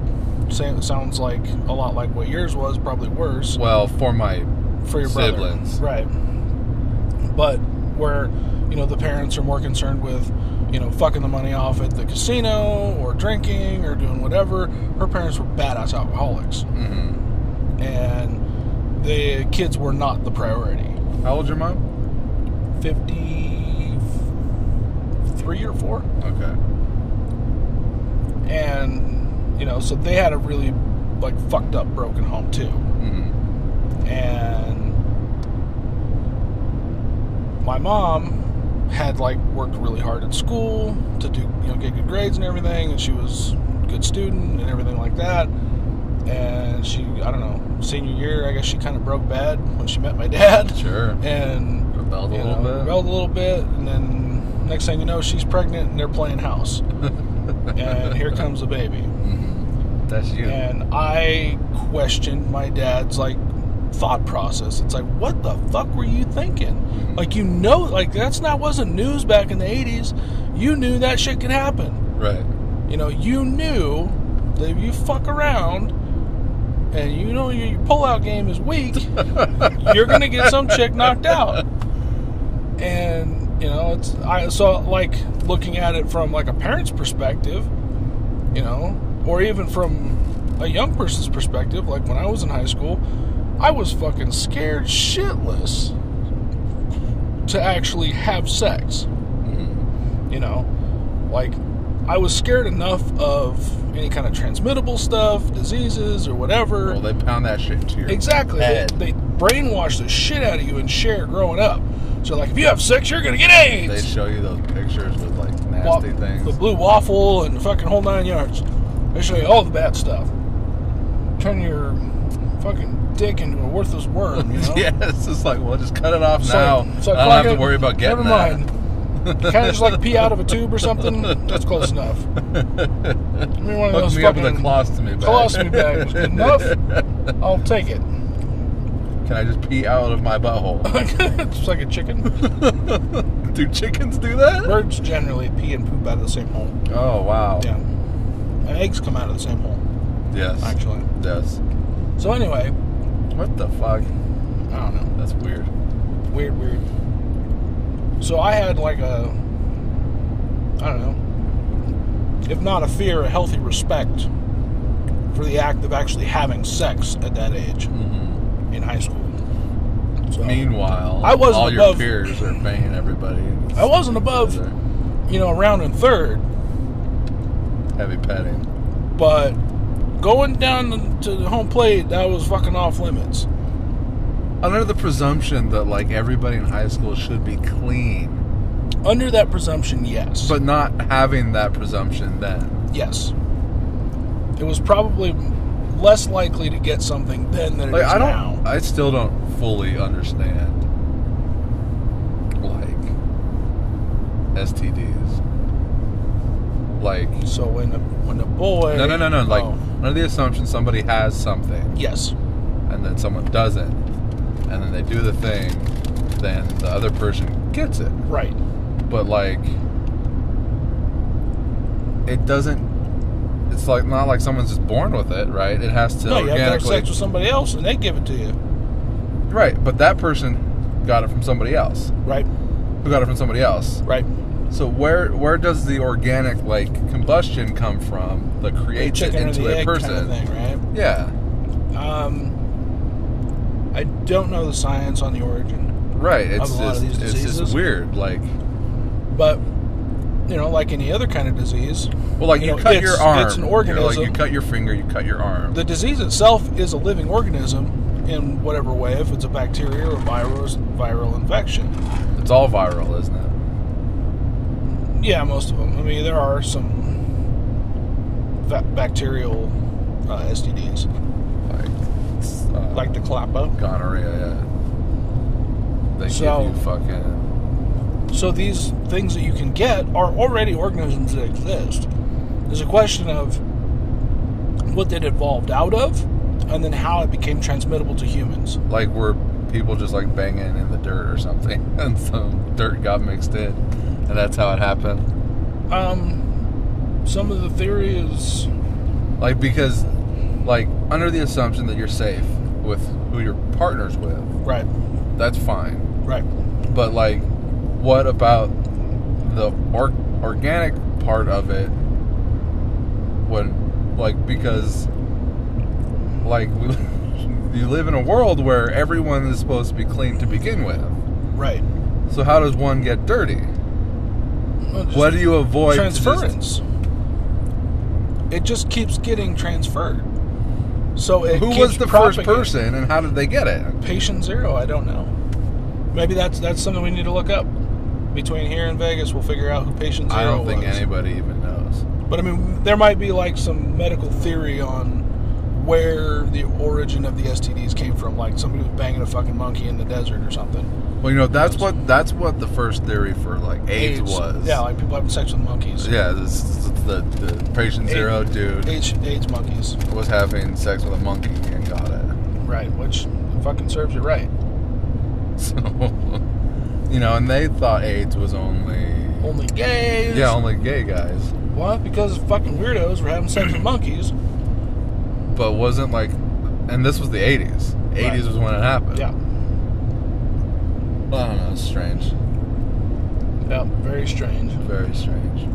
Anyways, you were questioning your dad's. Yeah, so I was questioning his mentality, and we had a good long conversation about how it all worked out. And like one of my questions was like, because I can't imagine, a proverbial universe where my parents got along. Oops. My mom and my dad were friends, and they got along, and they loved each other. Because you've never seen them I've never be seen buddy-buddy? I've never seen that relationship. But like, they had to, though, right? You would think that at some point they liked each other at some level, right, because they did have friends sex, and they did have 2 kids. So at some point there was something there. Right. And whether that was just, the puppy love, high school lust, whatever you want to call it, and the magic happened. Hormones, right? They just were banging. Free love. And they managed to avoid the AIDS. And they didn't get the AIDS, thank God. So, the wacky 80s. I don't know where that was going. You were questioning your dad. Yeah.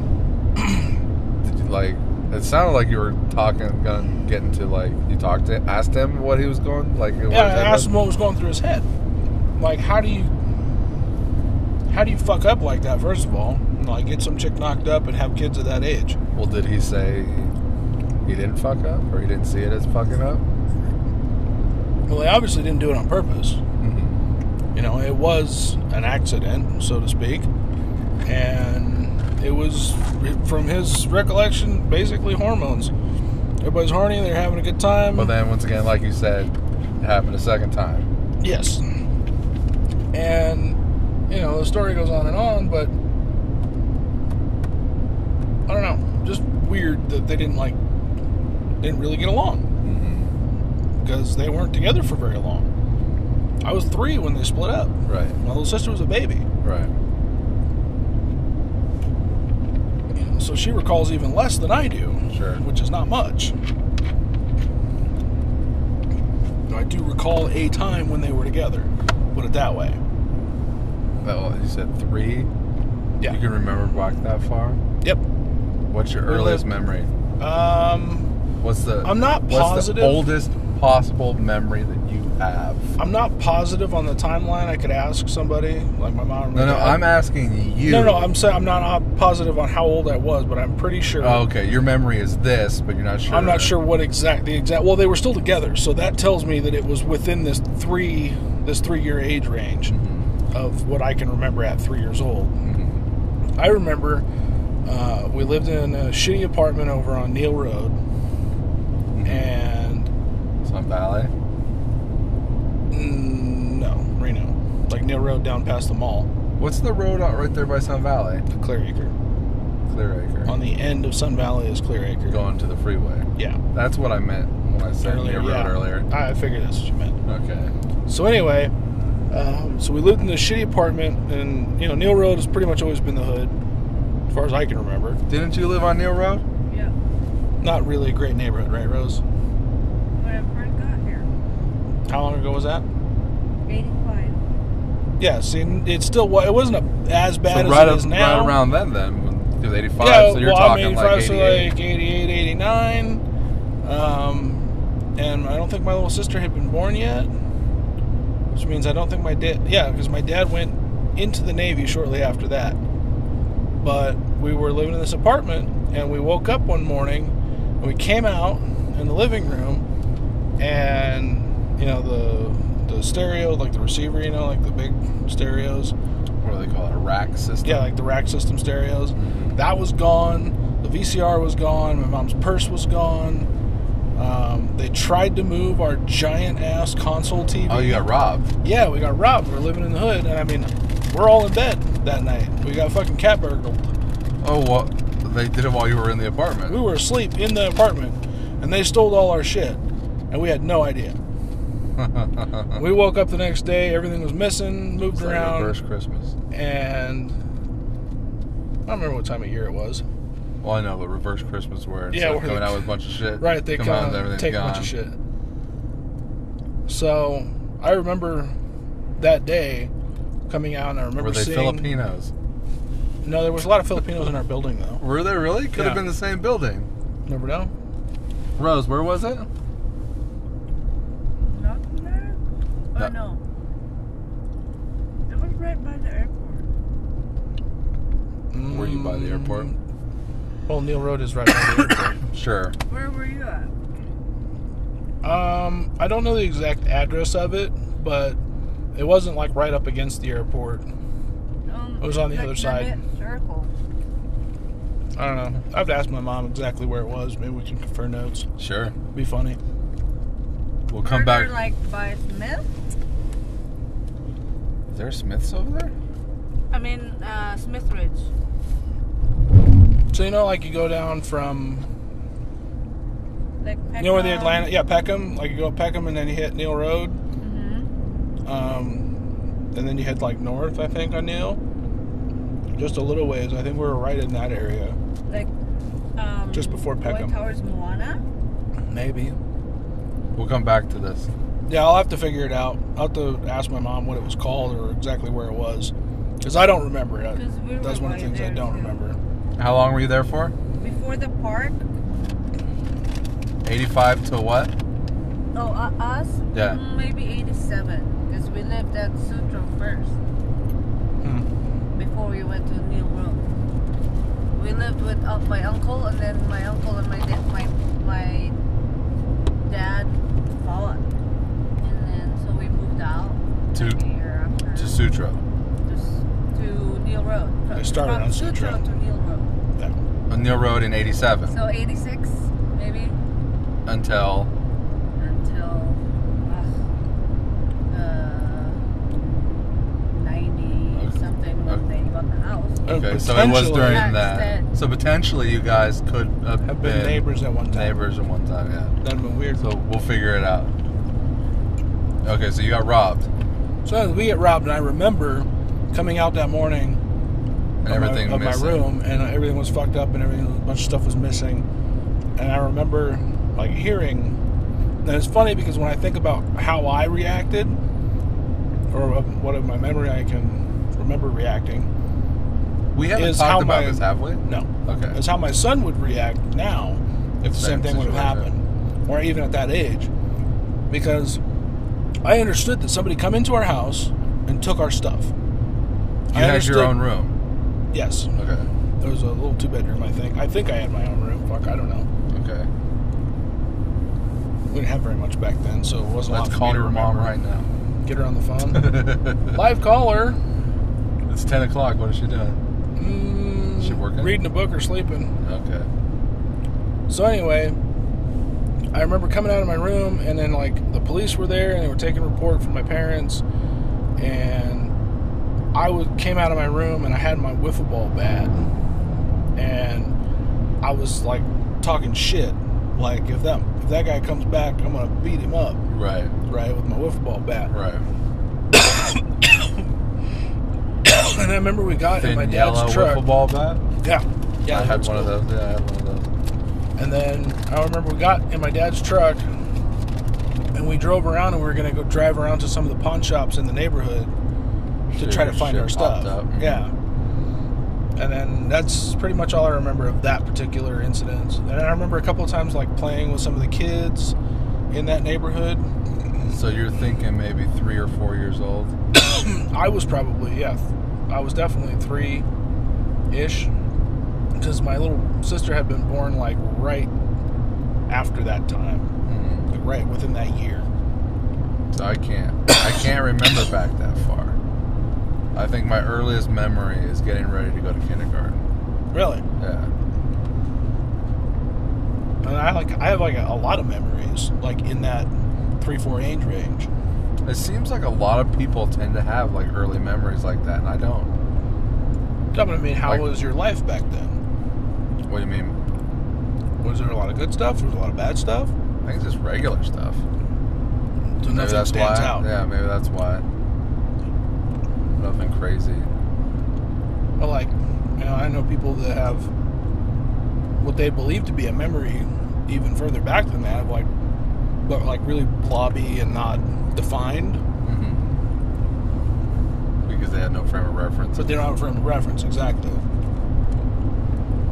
There was another thing I was going to ask you, but I forgot what it was. Fuck.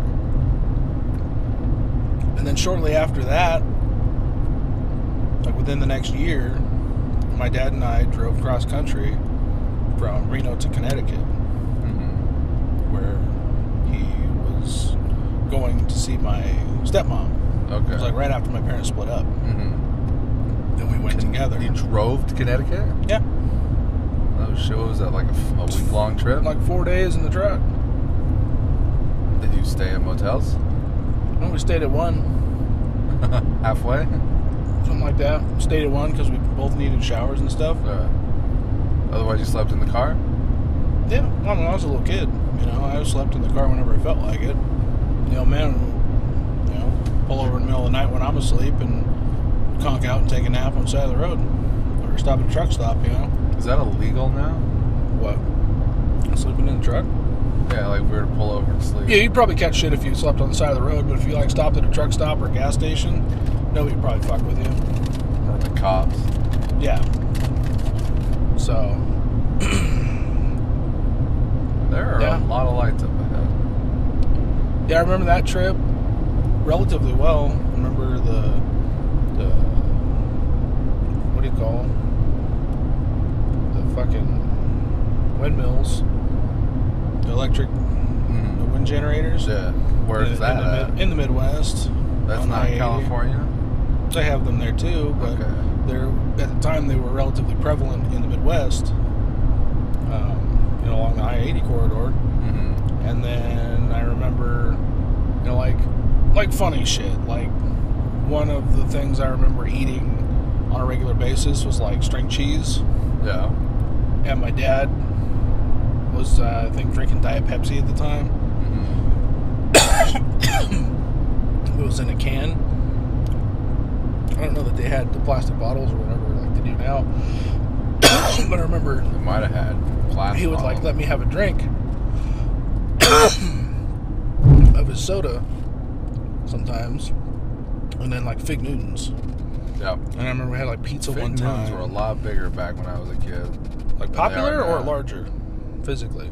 Like, I don't want to say popular, but like more, seems like they were more... They were still marketing back then.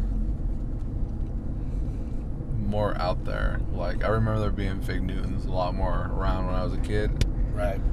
I never see them now. Yeah, they're around. I know they're around. I know you can go buy them, but fucking nobody's buying them. Nabisco. Nabisco. Fig Newton. See, this is the little town I was telling. Yeah. I'm talking about. Mine And now. then Goldfield. The other shithole. The other shithole. Yeah. That's where all the alien stuff is. Is it? Well, they had alien on the sign. Ghost.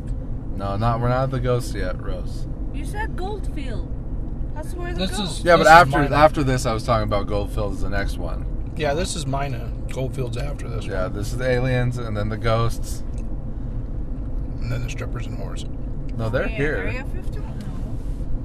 No, but they have all the aliens on the signs right here, Rosemary. Like, I think they have the alien diner that's in Paul. Did you see Paul? I did not. Didn't see Paul? Oh, yeah. Yeah, Simon the movie. Pegg. You think I was talking about a guy? It's like Paul. Is that a street name? Polly or- the bird. No, not the bird, Rosemary. The alien. That's a different movie yet. I'm just kidding. With the two British guys. Get your fucking hands off my old spaceman balls. I think that it's up here somewhere. You might not see it at night, but you can definitely see it. On the way, like when we're on our way back, you'll see it. Maybe we'll finally stop at it. So yeah. Do you have any ghost stories, Cory? Have we talked about ghost stories? We did a little bit of stuff on the. Believe in ghosts, Cory? I don't. Like, I don't not believe in them, but I don't like. Yet to see one. I've yet to experience what people refer to as 277, a supernatural experience. supernatural experiences. I have experienced,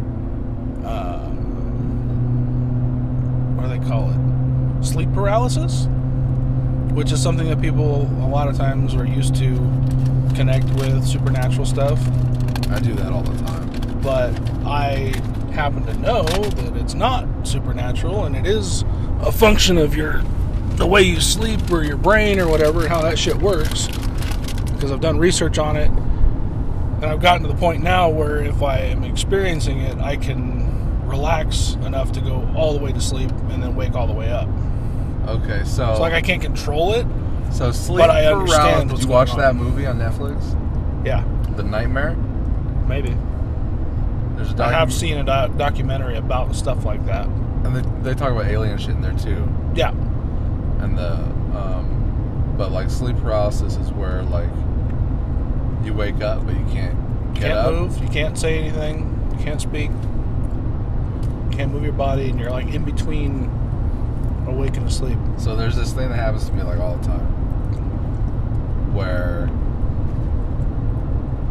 it's like a weird kind of dream state. Okay. And so like I'm gonna do my best to describe the situation and not sound like a complete idiot. Okay. Or not sound like a complete idiot, but just like make sense as much as possible. So like I will have these dreams where it's so hard to describe because like you can have dreams and you can be in a dream and you can be kind of like active in it and it's kind of like an adventure or something, regardless of whatever it is that you're. There's things happening, you don't even really have to be yourself. But it's not like this though. It's not like fucking picture perfect. It's not a crystal clear image. But you can have these dreams where you're like doing stuff and then you'll wake up and be like, oh, that was a weird dream. Or something like that. Or right. You know, like, oh, that was just a dream. Or weird, I was dreaming. Or like, you know, whatever. But then sometimes I'll have these dreams and they're usually like the same theme. Are we going? Yeah, no, I just want to make sure I didn't hit the button. It's on the same theme. Okay. Where like maybe I think there is somebody after me, I guess. Mm-hmm. So the last one that I had, and I know this freaks out Rose every time, because I will start screaming. In your sleep? Yep. So like Moaning. so the dream, right? So like Rose calls it moaning, and that's probably because in my dream You're screaming. I'm screaming, but like in real life my mouth is probably closed. Right. Yes. And like it's this weird kind of like slow motion kind of sense of dread. Like the last one I had was like I was in a room, like let's say like I was in like a dining room where you're sitting at a table and there's like a window, and I want to say that there was maybe at least one other person in the room with me. Okay. But the window in front of me, there's curtains, right? But there's like a crack in the curtain in the middle where the curtains would, you can split them open. And I can see that there's somebody on the outside of the window looking in. And like, I know that they're a bad person and they're about to come in and do something. And so I'm trying to like scream and say something. Right. Right. So like in the dream I'm vocally trying to express this. real world. It's coming through the real world. Gotcha. Until, like, I wake up screaming or whatever. Okay. So that, I experience things like that on occasion. It seems more often now than I used to. I don't know if it's just because, like, I ate something or something. Or I See, I've always had, like, or some shit. Super vivid dreams. So even ever since I was a kid. Like, I have these dreams that, like, I can still remember now. Dreams that I had when I was a kid. And I don't know. I kind of know what you're talking about, though, or with the, like, screaming or whatever, talking when you wake up. And what usually happens to me is I'll be having, like, a really intense dream, and I'll be mumbling in my, you know, I'll be sleeping and I'll be mumbling out loud. Well, and then I've been known to talk in my sleep. Yeah. And sometimes I'll get, you know, when you talk in your sleep, it's usually mumbling, it's incoherent. Sure. Doesn't make sense, it's too fast, or the words don't make sense, or whatever. Right. But sometimes I'll get out a whole word or a whole sentence, or at least a whole phrase, while I'm still asleep. But I'll wake myself up, like it's, I don't know, it's like it's an emergency blow, right? You're coming out of a dream so fast that you're still talking when you come out.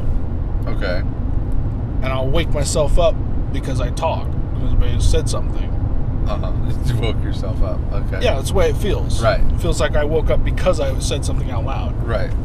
That was coherent. That was like a legit, actual words. Right. You heard what you were saying while you were sleeping in real life. Exactly, because it was like instantaneous. I said the thing out loud and in my dream, and the fact that I physically said it woke me up. It was like, I don't know, paradoxical. Like your brain can't deal with it.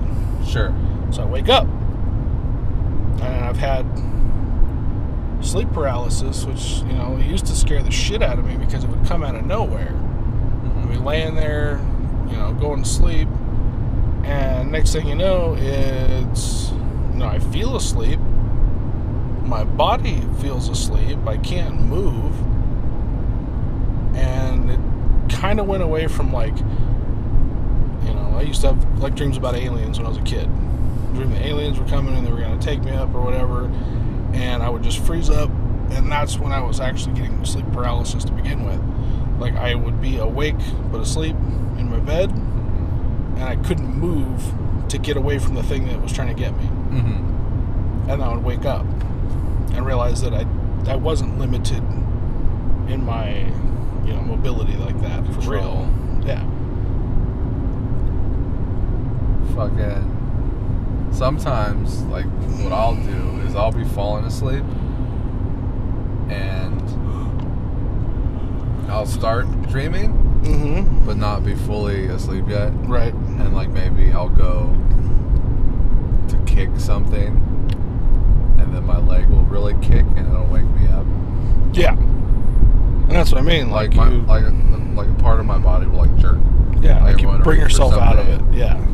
Well, whatever's going on, I bring myself out of the sleep because I'm not, like, fully fucking asleep yet. Right. And my leg will jerk or something because I start dreaming and I start being active in the dream while my body or my mind isn't completely asleep yet. So I haven't fully committed to the sleep time.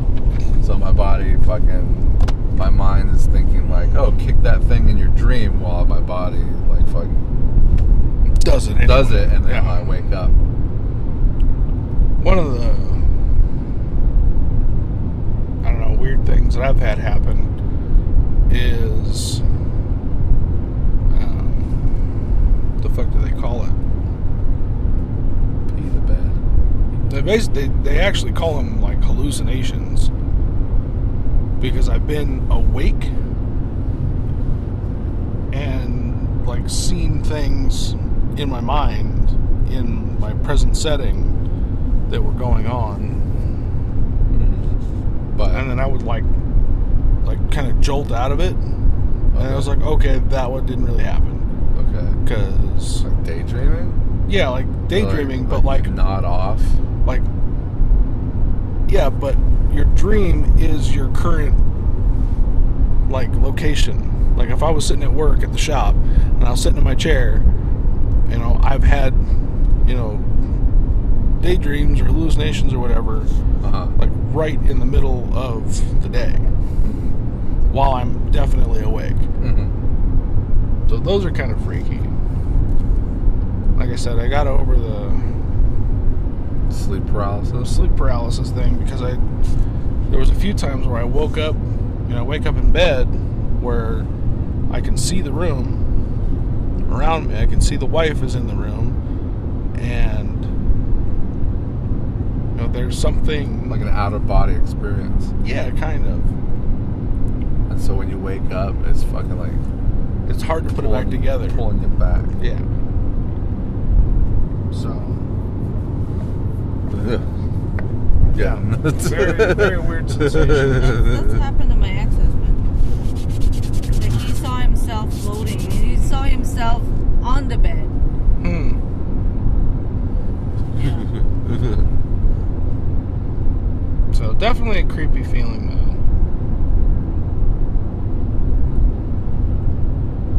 Have you ever thought there was someone like outside? Like somebody there to get you? Not like in a dream nightmare kind of situation, but like like in you real woke life? up and suddenly you have to fucking do a sweep of the house. Oh yeah, I've had, you know, occasions where I think there's somebody in the house already, and I get up and my first stop is over to my son's room to make sure he's okay and quiet. Do you have I'll something? I'll defend from there. Yeah. Do you? Yeah, I usually, if I have to get up in the middle of the night because of questionable noises or questionable feeling, arm yourself. Yeah, I always take the gun. Mm-hmm. Thankfully, obviously, I would have heard the story if something would have happened. Yeah, I've never had to shoot anybody, so that's a good thing. No, it's so fucked up because when I first got a house, the only time I ever got a house, we didn't have a fence, right? Like a back wooden fence. Like you're falling asleep, motherfucker. It's called yawning, ass fuck. Yeah, it's because you're tired and you're falling asleep. I know. Well, we've only been doing this for fucking 2.5 hours. Well, I mean, we've got 4 hours left until we get to Vegas. I know. So I have to take a break. We gotta blow through. Okay, well, let me get through this story. Yeah, go ahead. And it's so long ago, I can't even really remember. But we didn't have a back fence. Okay. And we kind of had a big backyard. And I think this house had been empty for a while. I remember going and checking it out before we got it. And there were like I think kids hanging out. Right. Because it's like an empty house. Okay. And I think they might have just been hanging out in the yard. And since there was no fence, because, you know, it gets real windy in Spanish Springs and Reno, knocks fences down. So no one ever put a fence up. But, you know, we got it. It was the summertime. So I like to, you know, sleep with the window open. Right.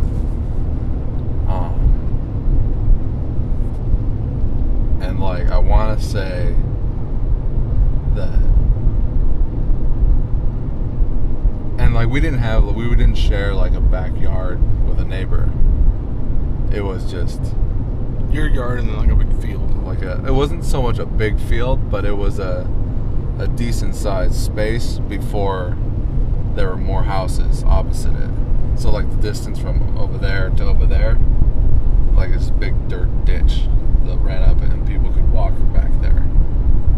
So, like, a semi, you know, decent sized field from backyard to somebody else's backyard. Right. And it was real late. I think it woke me up. But it sounded like someone walking up to the back of the house. I think you falling asleep over there, guys. I'm getting tired.